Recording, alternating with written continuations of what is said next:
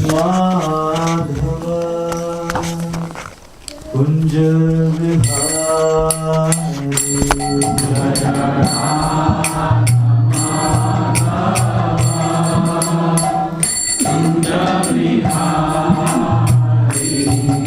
जय राधा माधव कुंज विहारी जय राधा कुंज विहारी गोपी जन वल्लभ गिरिवर धारी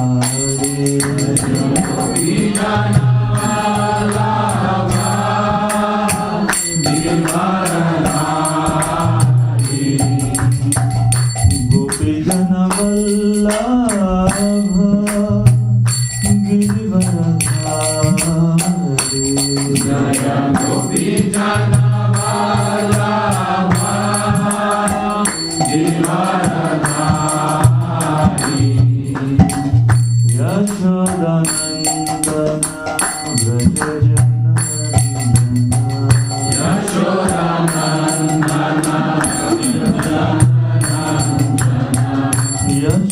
यशोदानंदन व्रज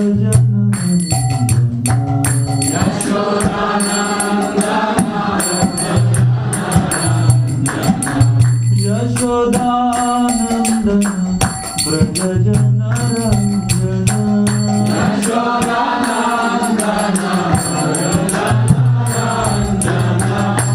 यमुना तीरा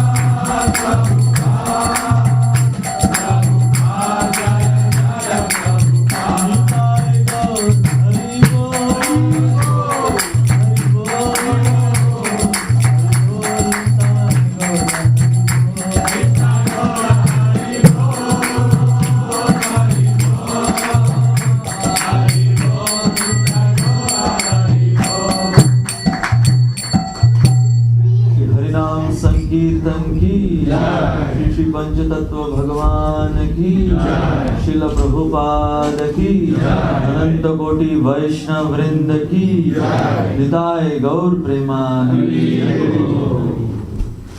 ओम नमो भगवते वासुदेवाय। ओम नमो भगवते वासुदेवाय। ओम नमो भगवते वासुदेवाय। ओम नमो भगवते वासुदेवाय। ओम नमो भगवते वासुदेवाय। ओम नमो वासुदेवाय। ओम अज्ञानतिमिरान्धस्य ज्ञानाञ्जनशलाकया चक्षुरुन्मिलितं येन तस्मै श्रीगुरवे नमः। श्रीचैतन्यमनोभीष्टं स्थापितं येन भूतले स्वयं रूपा कदा मह्यं ददाति स्वपदान्तिकं। वन्देऽहं श्रीगुरोः श्रीयुतापदकमलं श्रीगुरून् वैष्णवांश्च श्रीरूपां साग्रजातां सहगणा रघुनाथान्वितं तं सजीवं साद्वैतं सावधूतं परिजनासहितं कृष्ण चैतन्यदेवं श्रीराधा कृष्णवदां सहगणा ललिता श्रीविशाखान्वितांश्च। हे कृष्णा करुणा सिन्धो दीनबन्धो जगत्पते गोपेशा गोपिका कान्ता राधा नमोस्तुते। तप्त कांचन गौरांगी राधे वृंदावनेश्वरी वृषभानुसुते देवी प्रणमामि हरिप्रिये। वाञ्छाकल्पतरुभ्यश्च कृपा सिन्धुभ्येव च पतितानां पावनेभ्यो वैष्णवेभ्यो नमो नमः। जय श्री कृष्ण चैतन्य प्रभु नित्यानंद श्री अद्वैत गदाधर श्रीवासदि गौर भक्तवृंद। हरे Krishna Krishna Krishna Hare Hare Hare Ram Ram Ram Hare Hare. Hare Krishna. So welcome all the devotees for our third session of the seminar entitled Lessons from the Life of a Jamil. Yesterday we discussed the character of Parikshit Maharaj and Shukdev Goswami. Parikshit Maharaj, who is about to be bitten by Takshak, rather than being self-absorbed, Parikshit Maharaj is asking about those sinners who are suffering in hell. And not just asking about them, but he's concerned about them, he's worried about them, about their emancipation.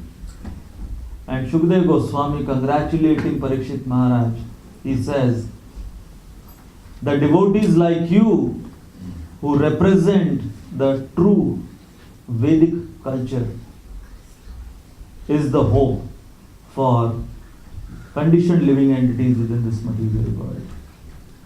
It was because of the compassion of Parikshit Maharaj and Shukdev Goswami. It's okay.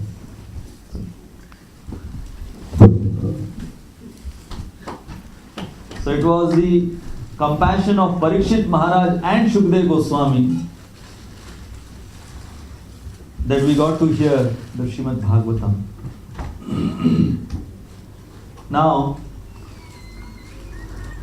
Shukdev Goswami, he remembers the story of Ajamil, and he is narrating the story of this Brahmin who fell prey to the temptations of Maya when he saw a prostitute enjoying with a Shudra, a low-class man.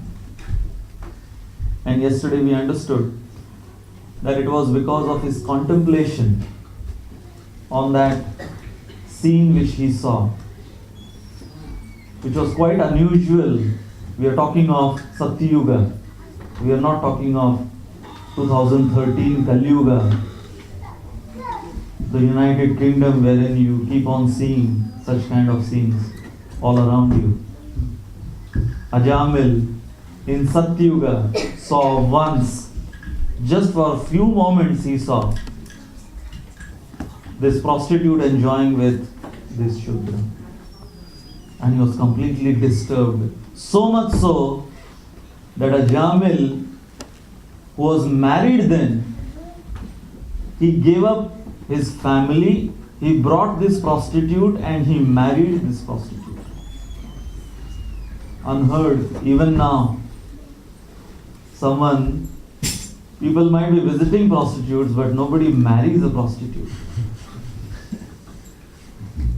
Here was Ajamil, having all the 16 qualities of a Brahmin, giving up those 16 qualities, giving up the Brahminical principles, giving up his sadhana, giving up his seva and marrying this prostitute. So herein now we'll see that what are the now lessons which we learn as Shukdev Goswami further progresses the story of Ajamil.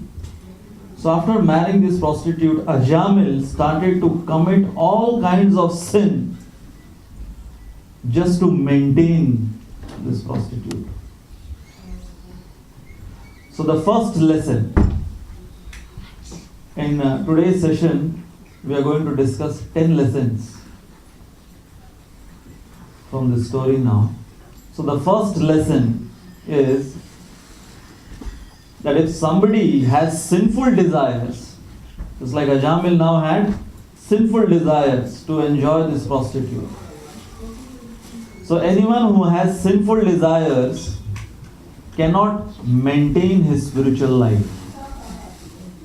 This is the first lesson. If we think that we can maintain our Krishna consciousness while cultivating sinful desires within, it's impossible. So what do we learn from Ajamil's example is that Ajamil, in order to maintain his sinful desires, he had to live a sinful life. So one is our lifestyle and the other is the desires which we have inside. So yes, externally we are living a Krishna conscious lifestyle in the ISKCON temple.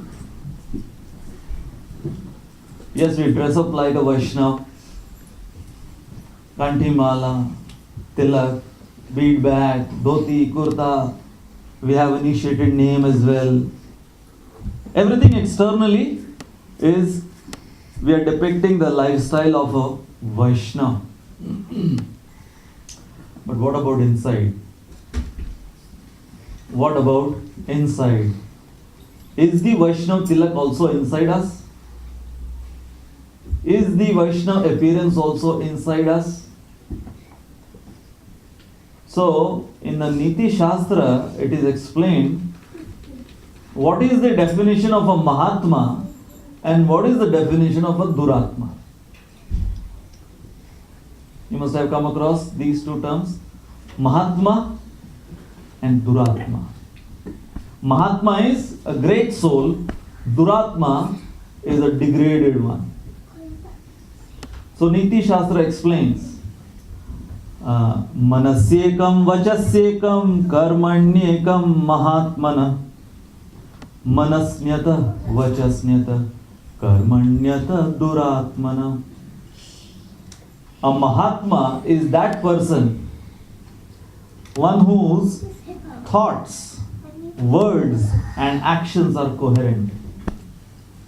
Manasyekam, vachasyekam, karmanyekam, mahatma.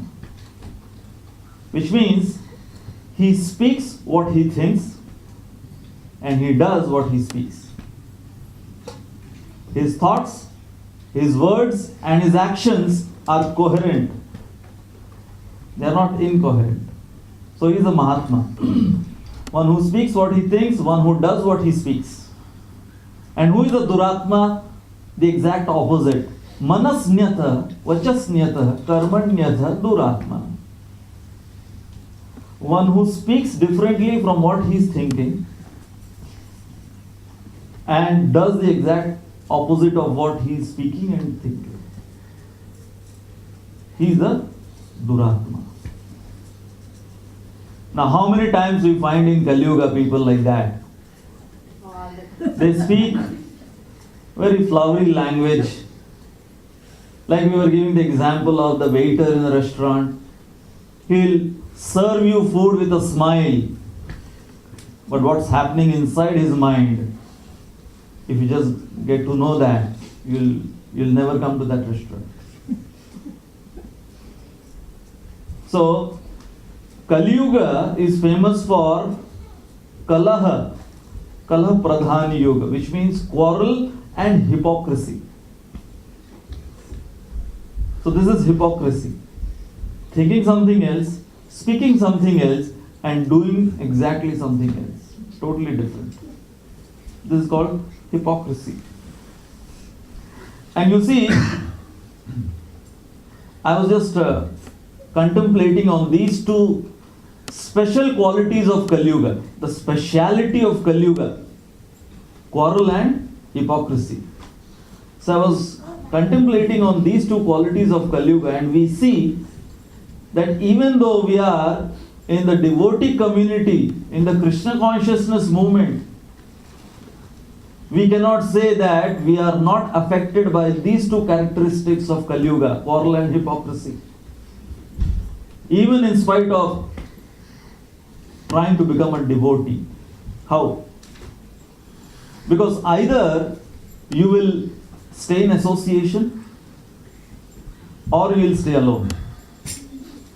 Either you will be with people around you, devotees around you, or you will try to stay alone. In either case, Kali Yuga catches you. If we are amongst devotees, quarrel takes place. Happens sometimes. In association of devotees, Kali Yuga has this quality hurled upon us, which is quarrel. In association there is quarrel. Then if you think, okay, I don't want any association, I'll stay alone. Hypocrisy. If we are alone, Kali Yuga attacks with the weapon of hypocrisy. If we are with devotees, Kali Yuga tries to attack the weapon of quarrel. So in either case, we become victim of Kali Yuga. Quarrel and hypocrisy. So who is a Mahatma? One who is plain and simple. One who is straightforward. He is a Mahatma. And that is the definition of simplicity. You see, in Kali Yuga, we find that when it comes to spirituality, when it comes to Krishna consciousness, we try to question Krishna consciousness in so many ways as if it is the most complicated thing which is being presented to us. I'll give you an example. Some time ago, back in India, this particular thing happened in a family. And the husband of the family was telling me this, that he got a video game for his son. Now I guess we have parents sitting over here. you must be also facing this situation wherein children are so fond of video games. Does it happen over here also? So the father, he had to bring a video game for his little son. And as soon as he gifted his son with this new video game, you know what the question was asked by the son? Daddy, how should I play this? Remember, what was the question asked? How should I play this? And the next week, Daddy got a bead bag from the temple for the son. Guess what was the question asked? Daddy, why? When it was video game, the question was how. When bead bag, the question was why. Can you make out the difference over here? You see, we are talking of Parikshit Maharaj asking question, Shukdev Goswami giving answers. The level of our human intelligence is first of all decided the kind of questions we ask.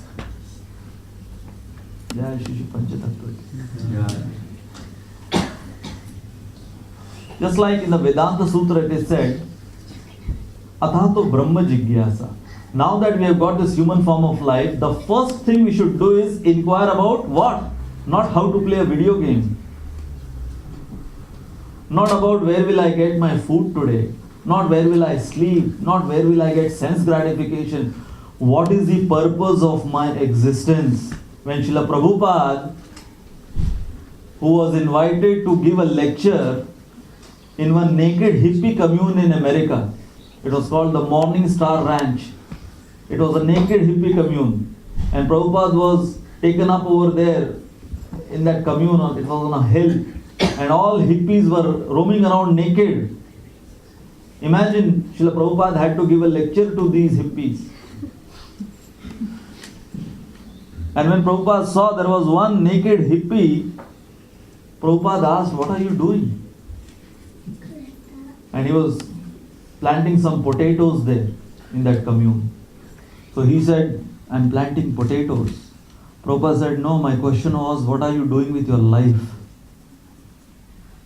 And this person, for the first time in his life, somebody had asked that kind of question to him. What are you doing with your life? Later on, he put on clothes and he joined the Hare Krishna movement. So, herein we are talking of our human intelligence is seeing the kind of questions we ask in our life. Okay, herein a small exercise for all of you. If I ask you, would you like to jump and try to touch the ceiling of this temple? What would you say? Huh? Yeah. Why should I jump? Good question. Yeah, this is called intelligent question. If I asked you to jump up and touch the ceiling of this temple, an intelligent person will ask the question, why? Okay. Another question. If I would say, would you like to earn 1 million pounds in a week? What would be the question? How?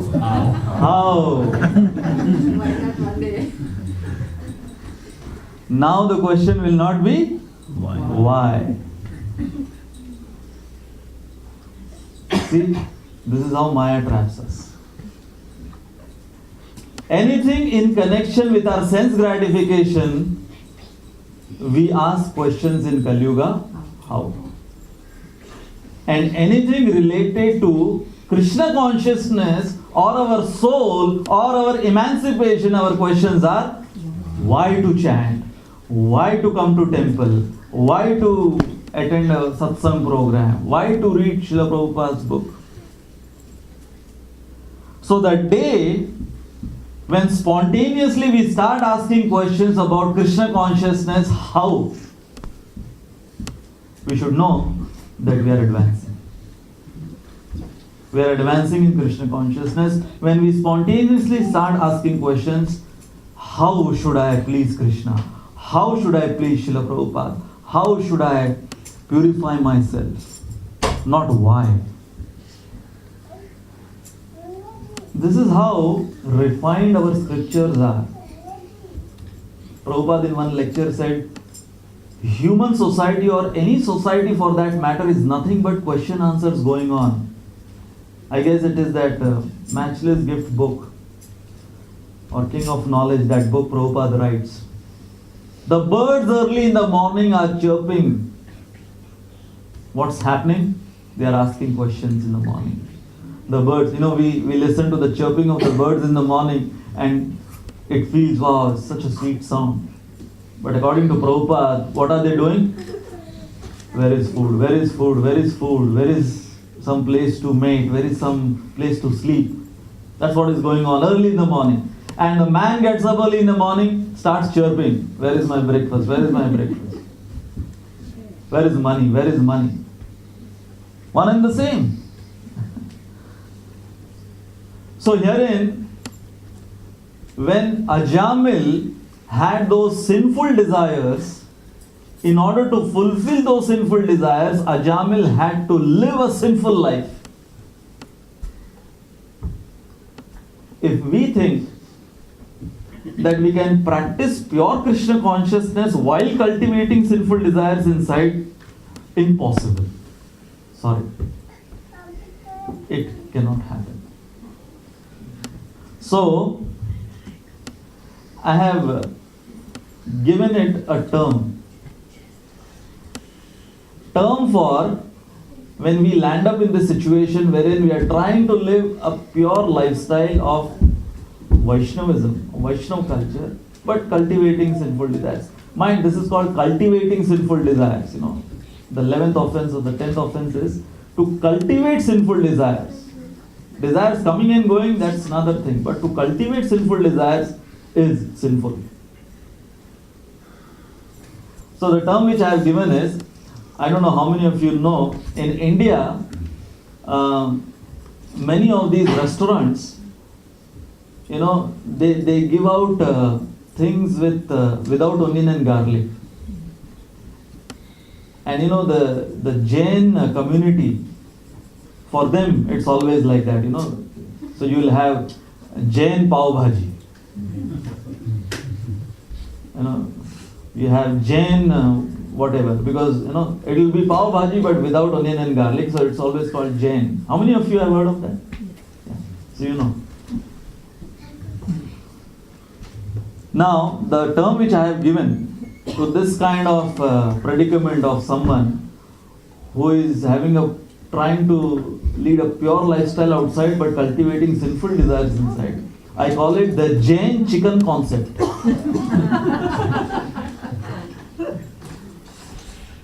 So a Jain person goes to a restaurant and he says, I want a Jain chicken. I want chicken but without onion garlic.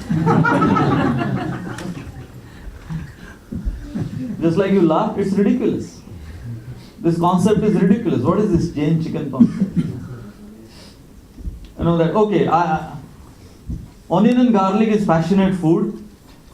I won't have it in my chicken. But what about the chicken? So, this term, the Jain chicken concept term, is like having sinful desires inside, which means having the chicken inside, but trying to avoid onion and garlic outside. It's called the Jain chicken concept. So Ajamil was in that sense was not a hypocrite because he was having sinful desires, he was living a sinful life outside. So the lesson which we learn is that if we have to live a pure lifestyle, it has to begin from inside. we cannot just put up a show of being a Vaishnava outside. As Bhaktivinoda Thakur, he said in one of his songs, Mather tilak, galer mala, eir kalir chela. That simply having a big tilak, like the runway of an airport going. Sometimes our tilak, you don't even know from where it starts, where it ends. It's like Vishwarup.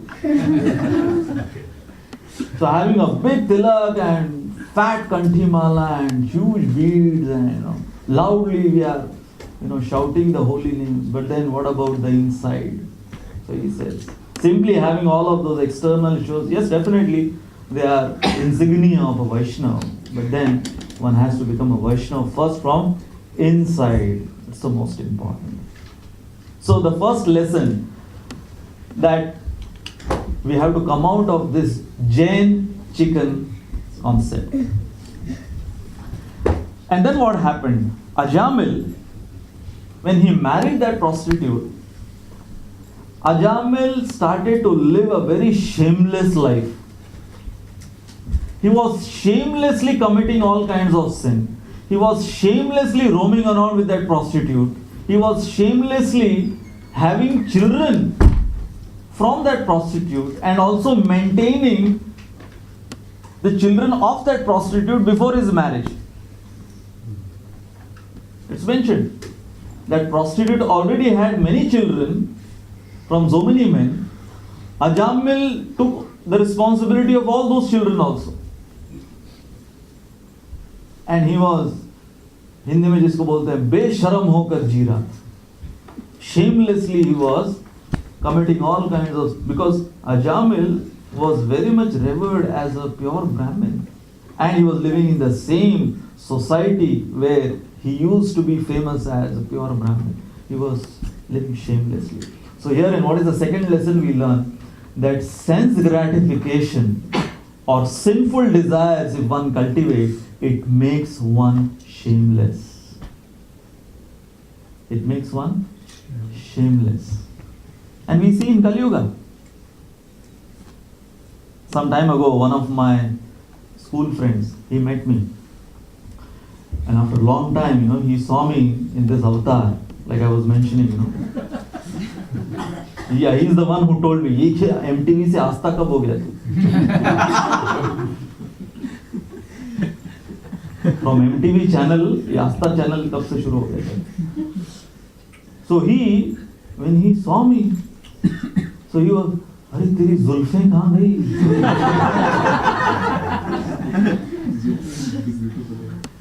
Beautiful hair which you have, what happened to them?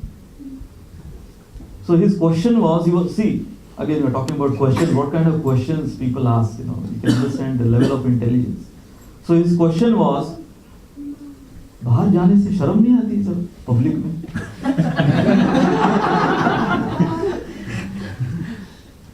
You don't feel ashamed, like, shaven head and the dhotis and all that, going out? Because he had never seen me in this kind of attire. So I showed him, Bombay now.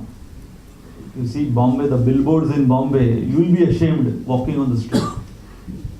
They are not ashamed what they show on the billboards. You will be ashamed walking on the street in Bombay. So I showed one man, standing in his underwear on the billboard. Isko sharam aa rahi hai?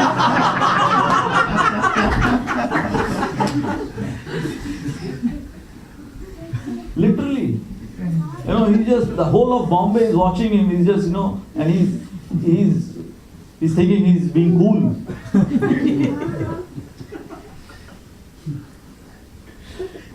Like this pastime of Prabhupada. In Bombay, morning walk, Juhu Beach. Prabhupada was on a morning walk. And devotees, they asked Prabhupada, sometimes, book distributors, they have to dress up like civilians to distribute books. Prabhupada said, why? Why are they not dressing up like Vaishnavas? And they said, Prabhupada, sometimes they feel a little, ashamed dressing up like Vaishnavas outside. And then, as Prabhupada was walking, Juhu Beach, Like it's a common sight in India, someone with lota sitting, squatting early in the morning, doing his early job, morning job. So he was passing stool. Just right outside, broad daylight. So Prabhupada pointed at him and said, see, in spite of all public opinion, he's carrying on with his job. Why you should be ashamed?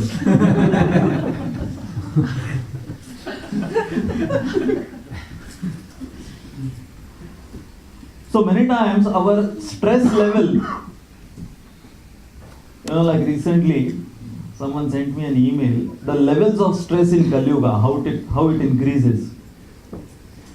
So, one man, he was driving and he saw that on the sidewalk, one pregnant lady, she was asking for some lift. You call it lift over here? So she was asking for a lift. So he saw she's pregnant, so he should help her. So he gave her lift. And now as he started driving, she started having labor pains. She said, immediately take me to some hospital. So he, out of compassion, he took her to the hospital. And she delivered a baby. The doctor comes out and the doctor says, congratulations, you are father now.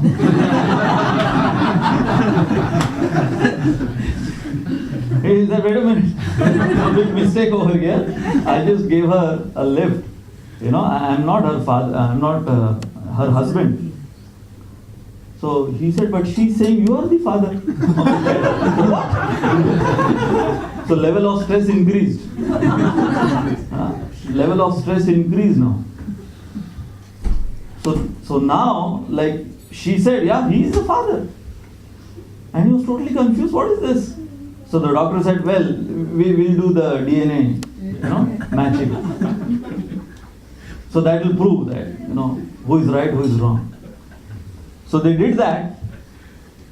And then the doctor came out, okay, nothing is wrong. This is your DNA is not matching with this baby. So you come out clean. But by the way, you are sterile.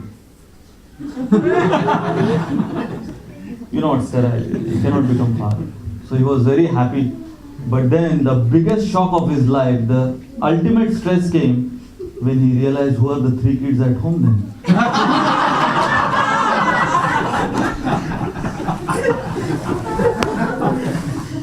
So this is called levels of stress in Kali Yuga.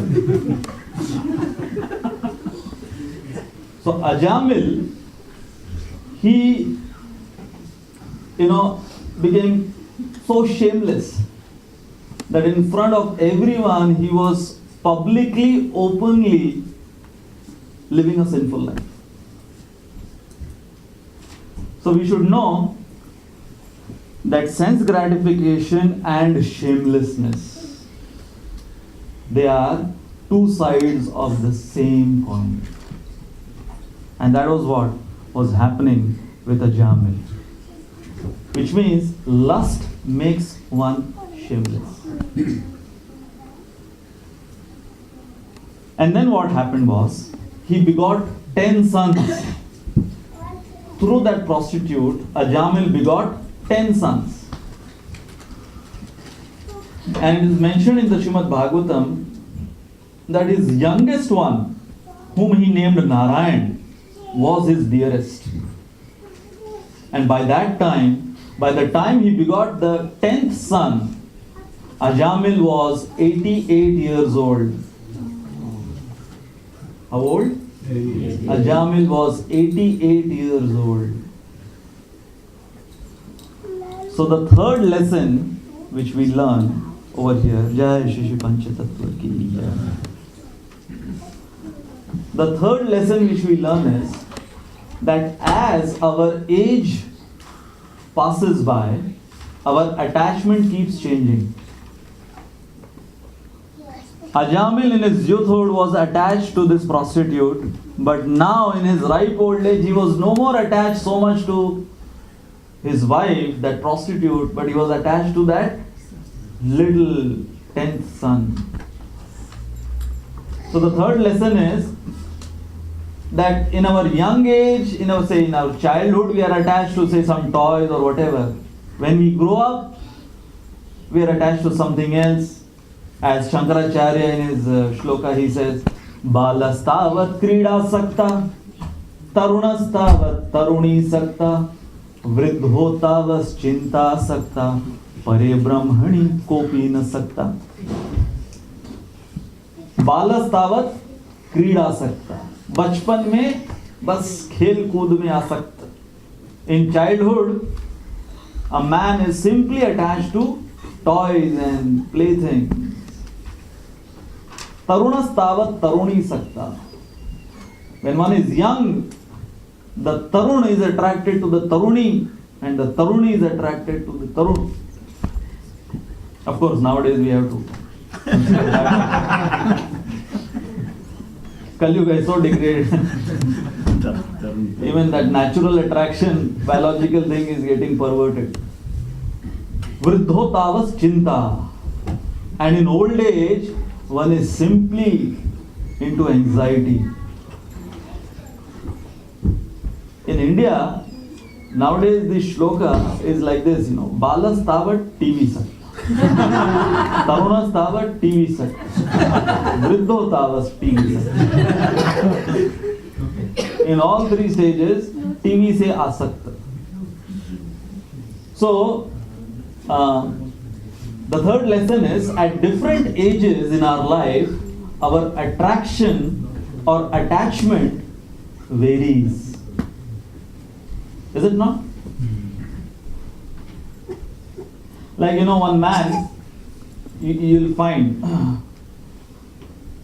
that in his wallet, you'll find that when he is, young, he will have, young means in his childhood, a little more than, the childhood age. So he'll have his parents' picture in his wallet. He'll have his parents' picture. And then when he becomes a little good looking and smart, then he'll keep his own picture. And then when he has a girlfriend or whoever, then instead of his picture, girlfriend का picture आता है. फिर जब girlfriend से शादी हो जाती है, फिर बच्चों का picture आता है. और फिर बच्चे सब बड़े हो जाते हैं, वो भी छोड़ के चले जाते हैं. फिर लास्ट में कृष्णा का picture आता है. So, if you happen to look into the wallet of a man and the picture which you see, you can say which age he is in.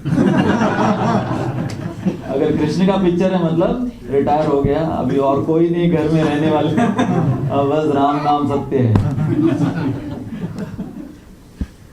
So at different ages in our life, our attachment varies. So in Ajamil's case, what do we learn? That Ajamil in his ripe old age, he was just madly attached to his youngest son. And what happened was, now this story is mentioned in Puranas, that how many times have you wondered that a sinner like Ajamil, how could he name his youngest son Narayan? It so happened that when his youngest son was just born, so Ajamil's wife was alone. And some sadhus, they visited Ajamil's house. Ajamil was not at home. He was at work. Whatever kind of work he was doing. So Ajamil was not at home. So some sadhus visited the house of Ajamil. And the wife, who was a prostitute, and she had no inclination to serve sadhus at home. So she warned these sadhus that better you leave this place before my husband comes, because he is number one sinner. अव्वल दर्जे का पापी है वो, चले जाओ यहाँ. So these sadhus said, no, we are not asking anything. We don't want any food. We don't want any bhiksha, any alms from you. The only thing we want is this youngest son of Ajamil, because Ajamil was quite infamous, whatever you may call it. So they somehow wanted that Ajamil should come to the right track. So they said that the only thing we want, that you name this youngest son of Ajamil Narayan. And she kind of considered that proposal made by these sadhus, and the sadhus left. So then when Ajamil came home that day, so she said that some sadhus had come and they didn't want anything from me. They just said that if you can do us a favor, that name this youngest son as Narayan. So when Ajamil heard that, Ajamil, he remembered, because Ajamil used to worship Lord Narayan before he fell down. He used to worship the deity of Lord Narayan. So that thing surfaced up. We were discussing last night that what is the duty of a sadhu? The duty of a sadhu is to intervene into the law of karma of conditioned living entities and change its course. That's what they did. And Ajamil considered that, and Ajamil named his youngest son as Narayan. That is how Ajamil's youngest son was named Narayan. The sadhus, they intervened and they asked the wife of Ajamil to name him Narayan. So now, the fourth lesson, that sadhus coming home and sadhus asking Ajamil to name him Narayan. That time Ajamil didn't realize that what will be the benefits of naming, that I'll be saved from Yamadutas. He didn't realize that what are the benefits. So the fourth lesson is, many times when sadhus, they give instructions to us, at that time we don't realize what benefits we may get out of it if we follow it. Many times it happens that instructions given by senior devotees, initially it appears to be illogical. How many times it happens that when some senior devotees, they give us some instructions, they know, they have seen the world, they have experience, they know. So when they give some instructions, it appears to be, ye budha satya gaya, something like that. That what? You're going crazy? This kind of instructions you are giving me? But later on, and just like parents when they tell to kids, behave like this, they don't realize. But when they have kids and the kids don't listen to them, Pitaji say both.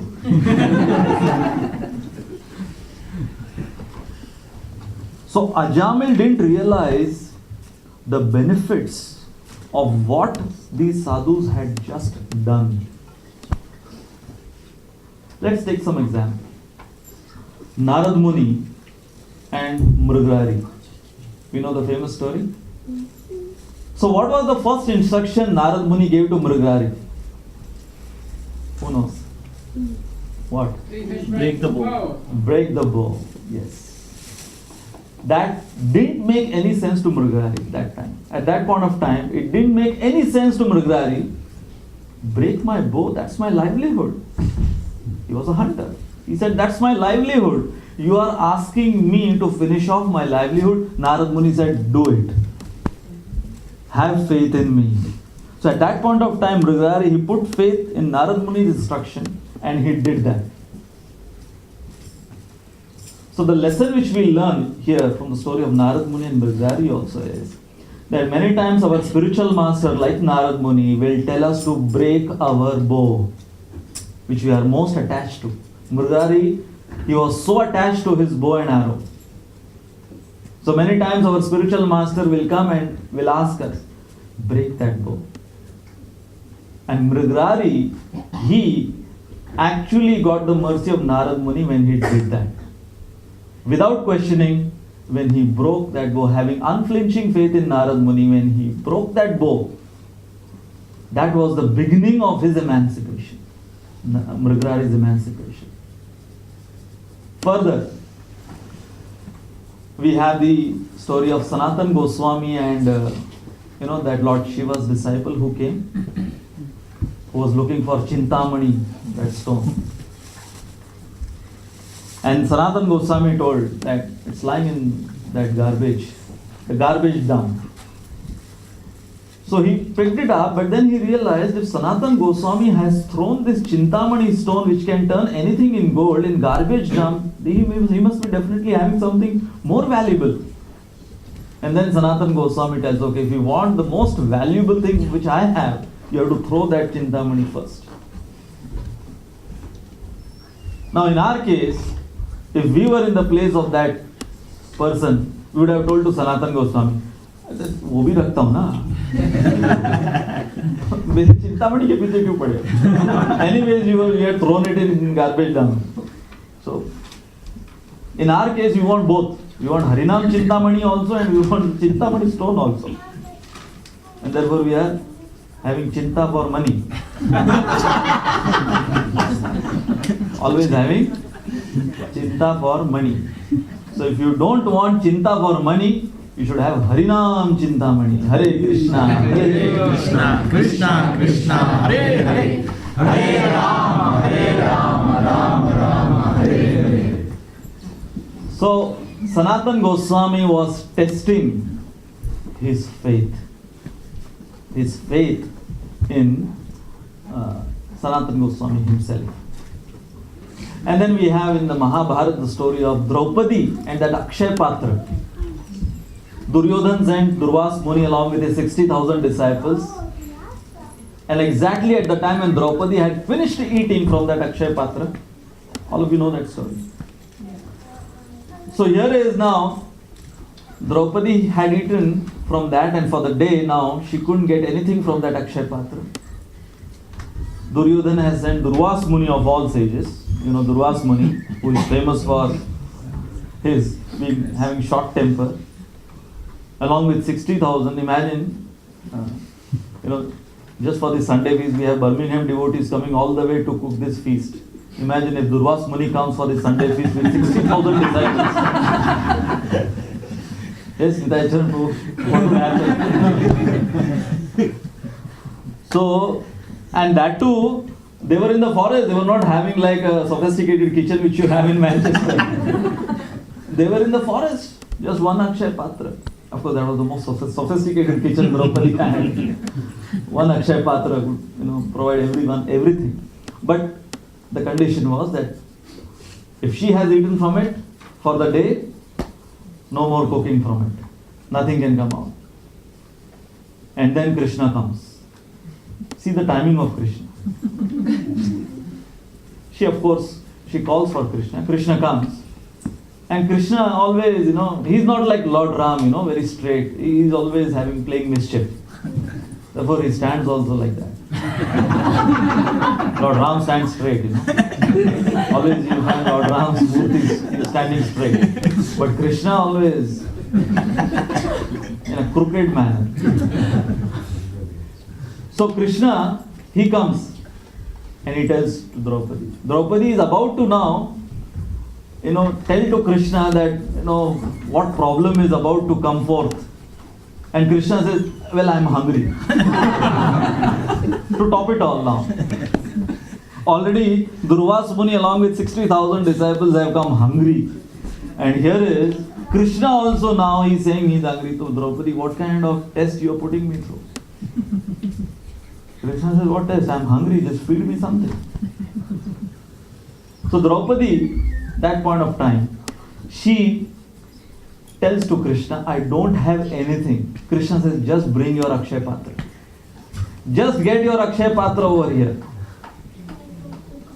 And Draupadi was not like arguing with Krishna, come on, I have already finished, it's washed clean. She brought it. Not knowing that Krishna having that little, that spinach, some spinach leaf, which was stuck to the wall of that Akshay Patra. Krishna just scraped that and had it. Draupadi didn't know at that point of time that that was enough for Durvas Muni and 60,000 disciples to start belching. And actually they started to belch. And at that point of time, Krishna, he keeps everything in suspense, He keeps it very exciting, his pastimes. So Krishna kept it in suspense and he said to Yudhishthir Maharaj, okay, so call Durvas Muni but then we don't have anything. He said, just call them. So Yudhishthir Maharaj sends Arjun. Krishna said, no Arjun, send Bhima. Along with his club. So they are in the river taking their bath, Durvas Muni and 60. And all of a sudden, as Krishna has that little portion of spinach, they all start belching, they feel bloated, their bellies are filled with a huge feast.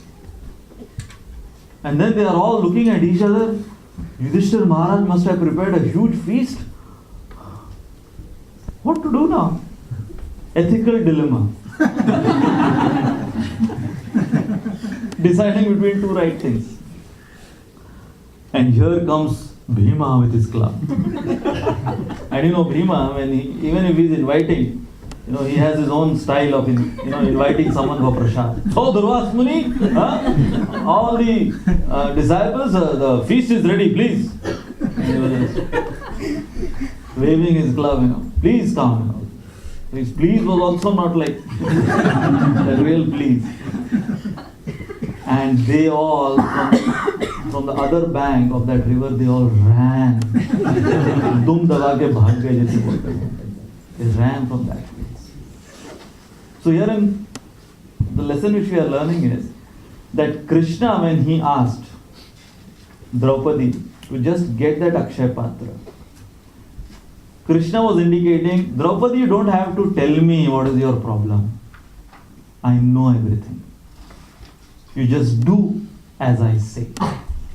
That's called Bhagavad Gita as it is. Arjun also. Krishna said, fight, kill them, do as I say. Karna, when his chariot wheel was stuck, Krishna told Arjun, kill him now. And Arjun was like, wait a minute, Krishna, this is against the war codes. So Krishna said, who told you that I'm following the war codes here?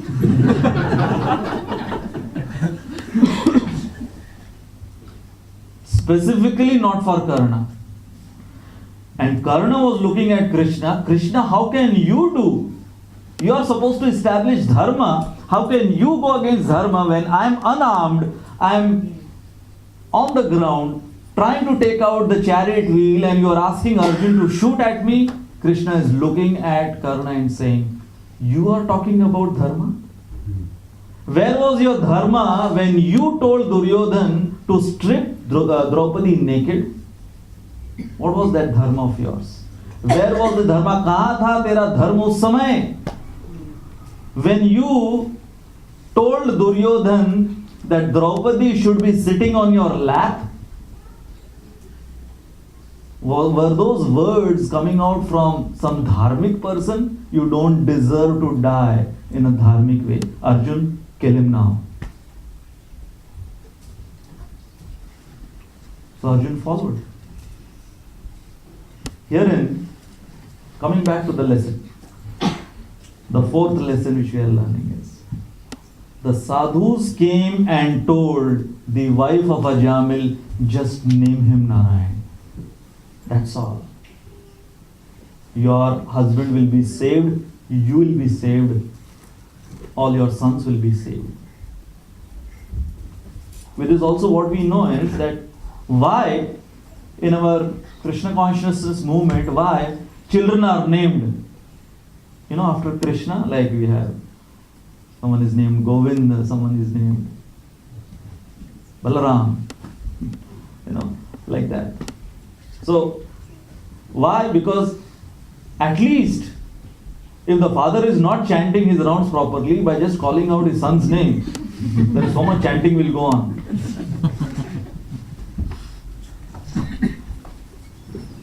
So that is the fourth lesson. That we follow the authority as it is. Of course, the authority has to be bona fide. Just like herein, the sadhus were bona fide. Like Narad Muni was bona fide. Krishna, the authorities are bona fide. We follow the authority as it is. Knowing that yes, whatever instruction they give, it is for our good. The fifth lesson.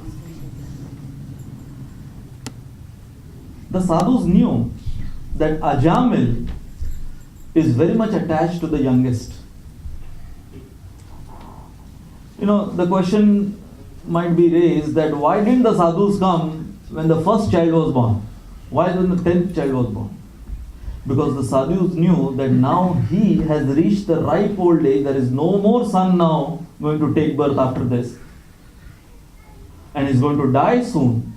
And he'll be attached to the youngest, because generally, parents are attached to the youngest one. He is the cutest, he is the most innocent, he is now, in Hindi it's called the पेट पहुंचना बच्चा, पेट पहुंच के बाहर आया है बस, अभी आगे और कोई बच्चा नहीं होने वाला. So the last is called like that. Don't worry, you can think about it and understand later. So the sadhus knew that here is the attachment of Ajamil.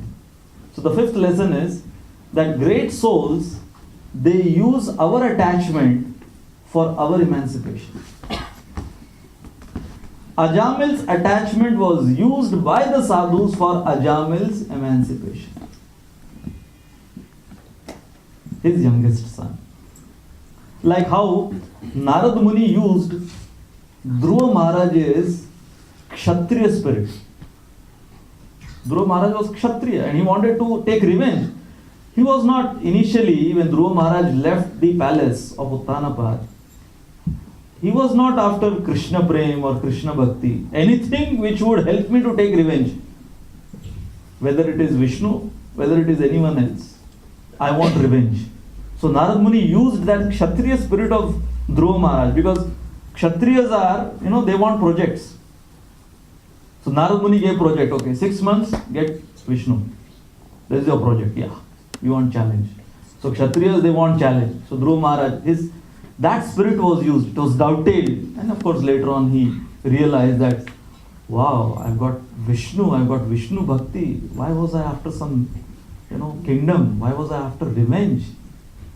Later on, of course, Dhruva realized. But at that point of time, he didn't realize that what Narad Muni was actually administering in him.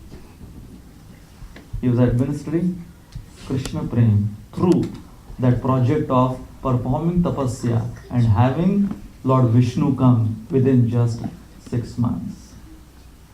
And we see how Angira Muni to Maharaj Chitraketu was so attached. He also wanted a son. He was so attached.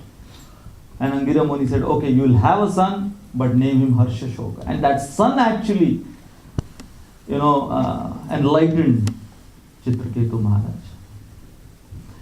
Recently, I came across a very, very special personality. This person in Maharashtra, he is doing Goraksha, cow protection, in a very revolutionary manner. So he has rescued 40,000 cows from slaughterhouse at gunpoint. So he has kind of a small gang, you would call it. A small gang he has. So he goes to slaughterhouses and at gunpoint he rescues cows. And then he brings it to his Goshala, his cow shed. And like that, for so many years he has been doing, he has 40,000 cows which he has rescued from these slaughterhouses and he's protecting them. Doing this unique kind of cow protection. And what he has done is that he gets really insane, mad people who are clinically insane. Our Dinbandhu Prabhu can say. They are unalloyed mad people. Actually mad people. He takes them. There are cases over there wherein mad people, he brings them and he has them serve the cows. He has them do things for cows over there, cleaning them, milking them, taking them into the pastures. Real mad people. And there are so many of these mad people, they have got completely cured of their madness. Over the years, as they serve cow, mother cow, their madness has completely gone away. Being in touch with cow for so many years. It's a true story. And this person was telling, he said the saddest part is, in their madness they serve cow, but when they get well, they leave and they go back to their old ways. So the question is, who is mad? The question is, who is crazy? Prabhupada wrote that article, who is crazy? So herein, this person, he saw that these mad people, he would locate such kind of mad people. Whatever you ask them to do, they keep on doing the same thing repeatedly again and again. You know, there is like some kind of madness. They keep on repeating the same thing again and again and again. Like in India, when people take bhang, you know, they keep on speaking the same thing again and again and again. Only if you give bead bag in their hands, it would be very nice, you know, they'll be chanting after having that bhang. So he would pick up these kind of mad people and just engage them in cow service, go seva. And they would keep on repeating that again and again and again, and they would get cured. So again, dovetailing the kind of habit they have. So this is what Prabhupada also did. When Prabhupada initially went to New York and he saw that these hippies were into drugs, LSD, marijuana and all that stuff, Prabhupada, you know what he saw? Prabhupada saw that yes, these hippies, they have a proclivity to go to some higher place. That's the reason they are taking drugs. They want to go high. That's what they say. You go high.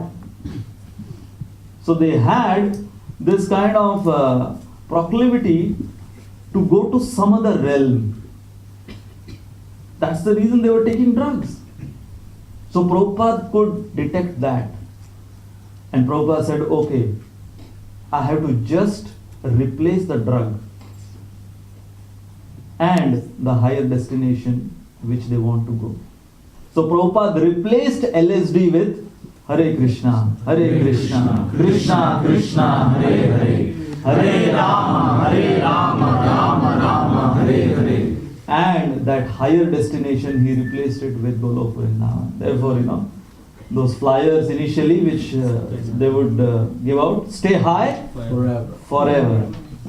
So Prabhupada used their proclivity and dovetailed it in purifying. That is the expertise of great souls like these sadhus. They use the attachment of Ajamil to purify Ajamil. That is the beauty of Krishna consciousness, that in Krishna consciousness, no matter what attachment we have, it can be purified, it can be spiritualized. That is the beauty of Krishna consciousness. You can spiritualize any damn material thing. That is Srila Prabhupada's expertise. Then lesson number 6. That in Ajamil's case, Maya, we know that he was going in the forest and he was going to collect some firewood for yajna, and on the way he happened to see that prostitute enjoying with that Shudra. Just for a few moments he saw that. So yesterday we understood that how Maya attacks, a sadhaka least expected time. When we are not expecting at all, Maya Devi might attack. So the reverse logic of this, we can see here. Ajamil was never expecting that any sadhu will come to his house to name his youngest son as Narayan. He was never expecting that. But it happened. So just like Maya comes unexpected, Krishna also comes unexpected. How many of us sitting in this temple were we actually looking for Krishna in our life? Like the Goswamis. That one day we woke up, where is Krishna? Why am I suffering in this material world? No. Krishna, we just bumped into Krishna consciousness. Or Krishna consciousness bumped into our lives. Rather put it like that. That none of us were looking for Krishna. In fact, Srila Prabhupada, Krishna consciousness representatives, they actually intervene in our lives. As I said that a pure devotee intervenes into the law of karma of conditioned living entity and changes its course. I'll tell you my personal story. This happened, which I cannot forget. Some years ago, I went to Radha Ras Bihari, Juhu, in Bombay. And as I was taking darshan of Radha Ras Bihari, one person from behind, he tapped me and he said, "Do you remember me?" I said, "Faintly I remember your face." He was having bead bag. He was having our Vaishnav Tilak. I said, "Well, you will have to help me. I am not able to remember you." He told me that it was some 6 years ago. I was distributing books, our Srila Prabhupada's books, around our Radha Ras Bihari temple in Juhu, in some colony residential area. And one house, I was ringing the bell. No one answered. I kept on ringing, no one answered. Kept on ringing, no one answered. I don't know why I kept on ringing the bell. 10 minutes. And then someone opened the door. He shouted at me. He said, "What do you want?" I said, "Wait a minute, I just want to present you some spiritual books." And then this person, he started to talk to me. And he asked me to come inside. I was a little bit scared that why is he asking me to come inside? So I went inside. He took me inside in his bedroom and he showed me that he was just about to hang himself from the ceiling fan. When I was ringing the bell, he had the noose around him and he was about to just, kick that stool and commit suicide. And he said, "Because you kept on ringing that bell, it was too disturbing for me to commit suicide."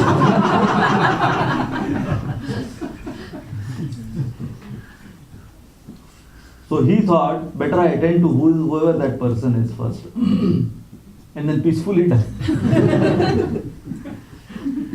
I was shocked. There was, chills of fear running down my spine when I saw that. Then I sat with him for 1 hour and I preached to him. And this was the same person who tapped me 6 years later in Radha Ras Bihari temple.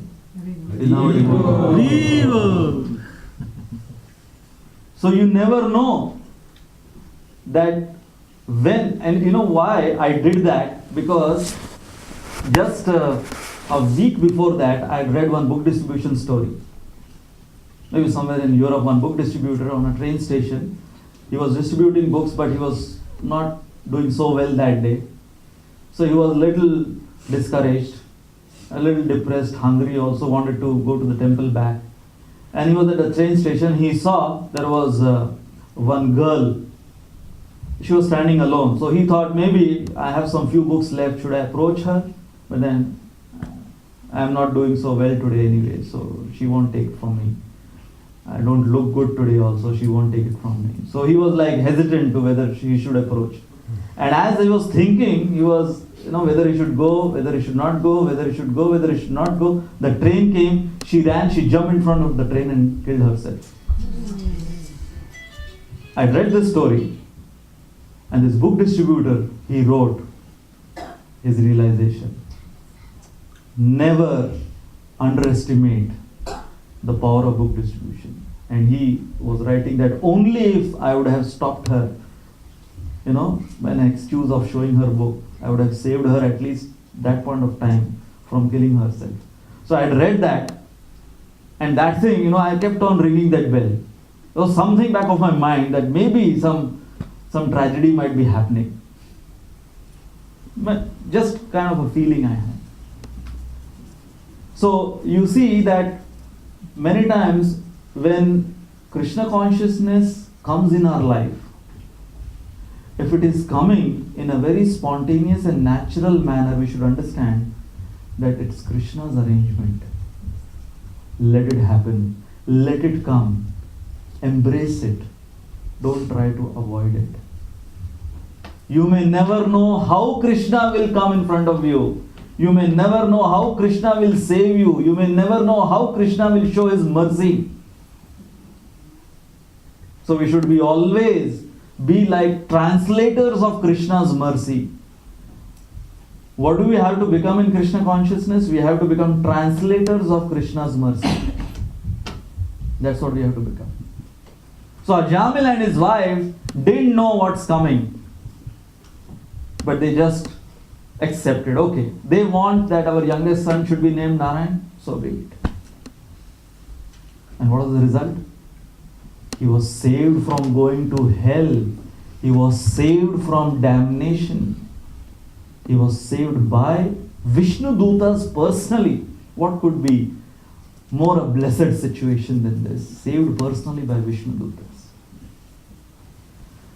So that was the 6th lesson. Are you all with me? Evil. The 7th lesson, very important. Sadhu Kripa will initiate our bhajan.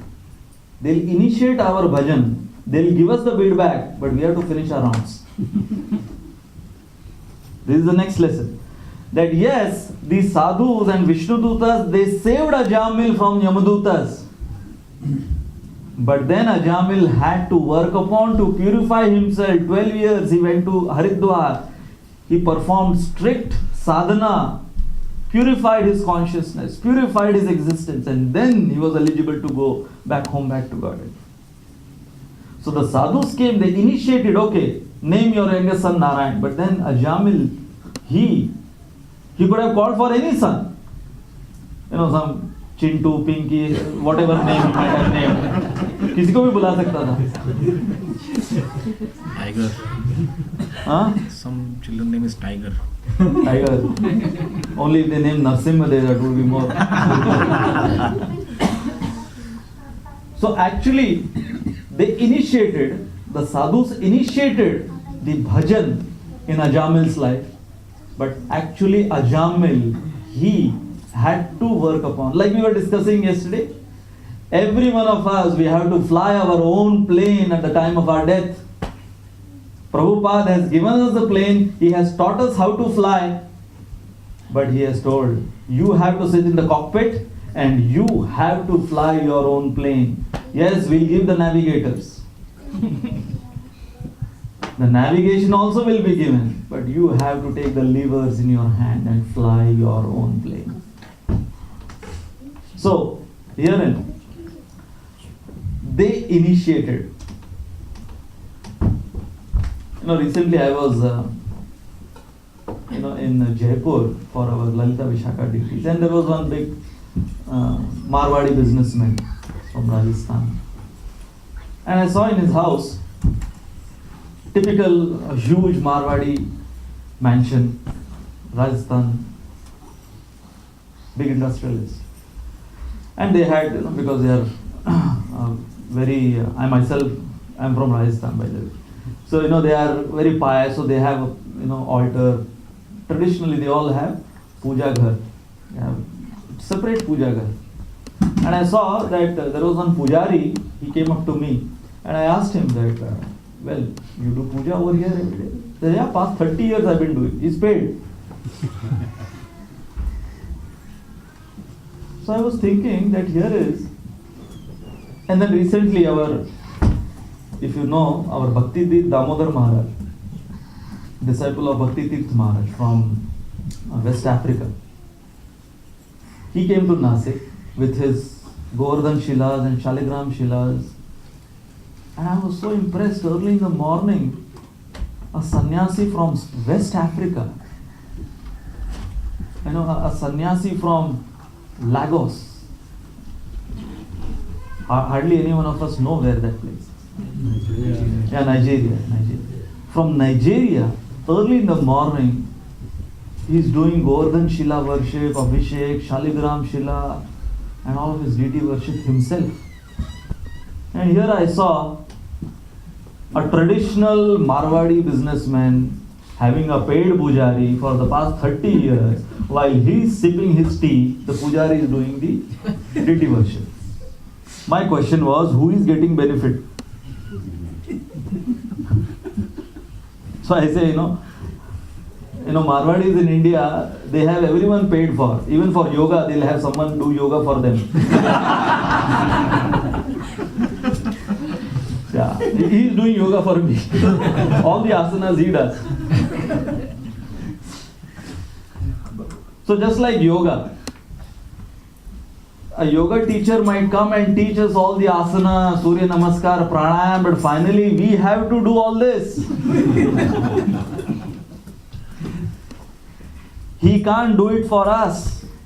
Yes, he'll do, but the benefit will be given to him only. He'll get all the benefit. So, sadhus, devotees, spiritual masters, they will come and they will, that's what it's called. In ISKCON, what's called? Initiation. What is the meaning of initiation? Initiation means it's the beginning. Sometimes we feel, well, initiation means now, my course is over. The literal meaning of this English word initiation means it's the beginning. Now you have to begin your bhajan. So they initiated his bhajan, but Ajamil completed. So that is the 7th lesson we learned. Then the 8th lesson was that the sadhus, they reciprocated with Ajamil's rasa. Because Ajamil earlier had worshipped Lord Narayan, as I said. So they knew that he has inclination for Lord Narayan. Therefore they, of all names of the Lord, they asked, name him Narayan. Because Ajamil had that soft corner for Lord Narayan. So sadhus, they know that which is that particular deity which we are attracted. Like in ISKCON, some devotees will find they are having a fan club of Narasimhadev. They'll have tattoos of Narasimhadev, bead bags of Narasimhadev. Their names are also Maha Narasimha, something like that. And favorite arti with 10 different melodies they'll sing Narasimha arti. One devotee, he had an altar of Lord Narasimhadev and he would offer Lord Narasimhadev choppers, and shotguns and all the latest weapons, in case if Narasimhadev wants to use the latest ones.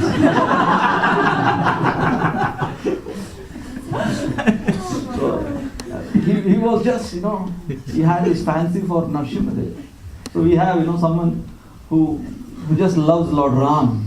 Someone who loves Lord Krishna like anything. So they knew, the sadhus knew that Ajamil, he loves Lord Narayan. So this is the lesson which we learn, that they know that what is our inclination towards a certain rasa, and that's how they inspire us. They fan that spark of ours, that rasa which we are attracted to. Some people are into Gaur-Nitai, nothing but Gaur-Nitai. We are only about nothing but Gaur-Nitai. Only they are the ones who can say this. Definitely, of course. So, that is the beauty of our Vedic culture. Somebody likes just kirtan, chanting, dancing, we have Gaur-Nitai. Somebody likes, the Mahabharata Krishna. They like Krishna, but the Mahabharata one, driving the chariot, yes, with that chariot wheel and helping Arjuna and sweat and the war mud and the blood and all. They like that. Some like Narasimhadev, some like Varahadev, some like Matsya Avatar, like that. So, herein sadhus knew the rasa of Ajamil. Then the 9th lesson, we see the perfect timing that Ajamil was delivered, the perfect timing. That when the Yamadutas came, seeing the Yamadutas, that was the time Ajamil chanted Narayan. perfect timing. You know, we were discussing last night. One person, after hearing the Ajamil story from me for the first time, he said, "Wow, this is very inspiring for me." I said, "Okay, how?" That all through my life I can sin, and in time of death, I just chant Narayan. Wow, best of both. Best of both worlds. I said, this doesn't work like this. If you trying to cheat Krishna, Krishna is the greatest of all cheats.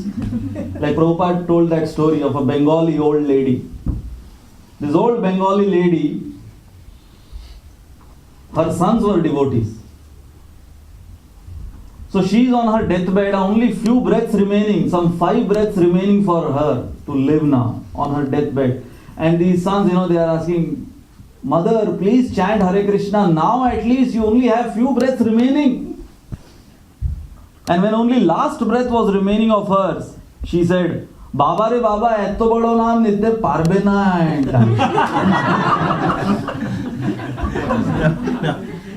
Instead of that, she should have said Hare Krishna at least. Now, how many syllables? Baba re Baba, etto bado naam nitte parbe na, and she died. So that is how. Please translate that to me. In English. In English. The English, it means, such a big name, how can I chant? And she died. Saying that statement.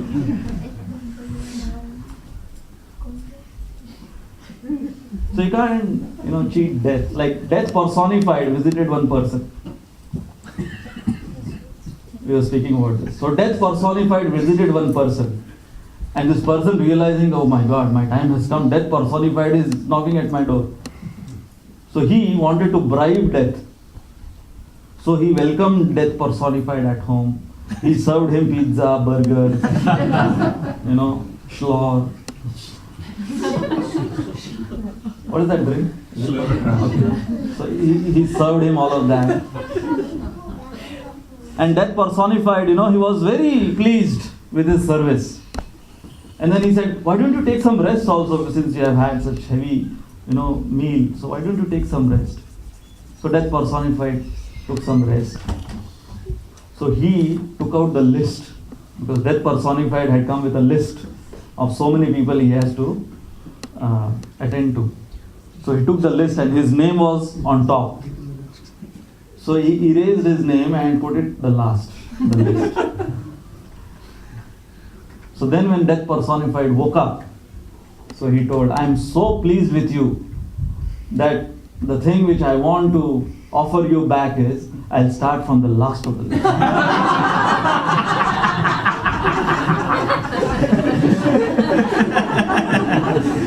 So, one cannot cheat. As Prabhupada said, there was one person who wanted to cheat Yamaraj. And he understood that Yamaraj is a Mahajan, he is a Vaishnava. So he will not be wanting to come close to someone who is very smelly and filthy.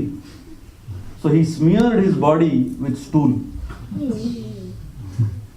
So that when Yamaraj comes, Yamaraj will say, next one.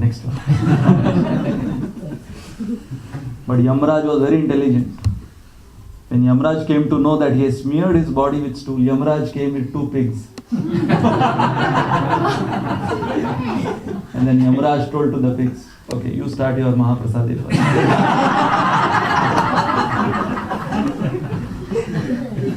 So the point is, no one can cheat death. So the perfect timing, when Yamadutas came to take his soul away, Ajamil called out for Narayan. Of course, he called out for his youngest son. Why? Not that his youngest son would help him from Yamadutas, but he was attached. He was attached to the youngest son. So this is called the perfect timing. And the 10th lesson, the final lesson, of course, tomorrow also we'll be taking up more lessons. Yeah. Prabhuji, I didn't understand what is the lesson in the perfect timing? What's the application? The application is that in our life, whenever Krishna comes and intervenes through his devotees, Krishna knows what is the perfect time. Krishna's timing is always perfect. Like how, if we take the example of Dhritarashtra, Vidura was trying to preach to Dhritarashtra all through his life. But it was after the Hastinapur war, finally when Vidur returned from his pilgrimage, and then when he preached to Dhritarashtra, that was the perfect timing. We see in Govardhan Leela also. Krishna stopped Govardhan Puja at the perfect time. Indra Puja, at the perfect time to inaugurate Govardhan Puja. Parikshit Maharaj. The perfect time for Parikshit Maharaj to be cursed was the end of Kali Yuga, end of Dwapar Yuga. Why? Because Krishna wanted to give us in Kali Yuga the Srimad Bhagavatam. So Krishna's timing is always perfect. So the lesson is, I have to explain about that. So the timing of Krishna is always perfect. If you look into our lives also, in fact there is one lecture given by Shamsundar Prabhu, disciple of Prabhupada. The entire lecture he gave in Radha Gopinath was about the perfect timing of Prabhupada coming to America. The counterculture which was going on, the hippie culture which was going on, the Vietnam War. It was a perfect time for Prabhupada to come to America, and he analyzed, because he was from those times. So Shamsundar Prabhu analyzed that if Prabhupada would have come a little early than 1965, it wouldn't have made that impact. And if Prabhupada would have come little later, again the same thing. But it was the perfect timing that Prabhupada came in 1960s to America, where he could get those young generation embrace Krishna consciousness. So the lesson is that Krishna has his timing very well matched. And the 10th lesson is that the chanting of the holy names is effective in all yugas. We are talking of Satyuga here. Ajamil's story is from Satyuga. And Ajamil, who was a Brahmin with 16 qualities of a Brahmin, was not saved so much because of his Brahminical qualities, but he was saved because of the chanting of just 4 syllables, Narayana. Now, Prabhupada, in one of his talks, he has very sweetly analyzed this chanting of Narayan by Ajamil. And he says that Ajamil, in order to summon 3 Yamadutas came to take away Ajamil's soul. So to get 3 Yamadutas, Ajamil had to perform sins of 3 kinds. Sins performed by his body, sins performed by his mind, sins performed by his words. BMW.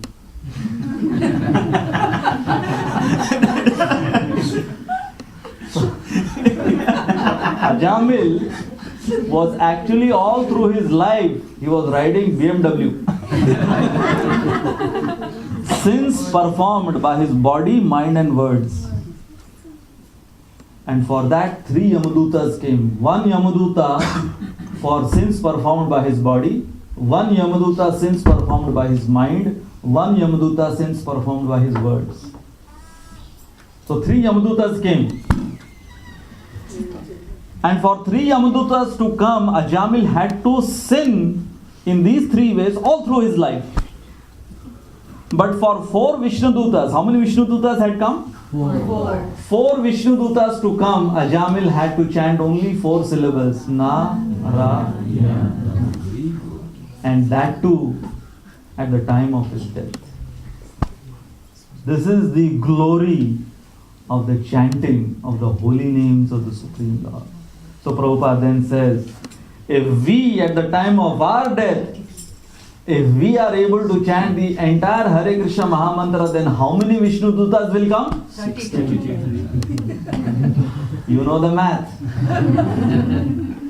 32 Vishnudutas will come to escort us. hopefully. So herein we see that, in Niti, there is a nice verse which explains about the glory of the holy name. And the example is given of a lion. That a lion, whoever the prey is in the forest, whether it's a huge buffalo or whether it's a small rabbit, the lion, he puts his entire effort. It is not that for a rabbit the lion will be a little lackadaisical, Even for a small little rabbit, the lion will use its entire energy. So Niti, this shloka says, similarly the holy names of Lord Vishnu is like that. Whether one is a huge sinner like a water buffalo of Kali Yuga, or whether one is a small time sinner from some other good yuga from previous. Holy name has its potency, equal amount on everyone. That is the glory. So holy name is like lion. Whether the prey is like a huge buffalo or a rhinoceros or an elephant, or whether the prey is a small rabbit.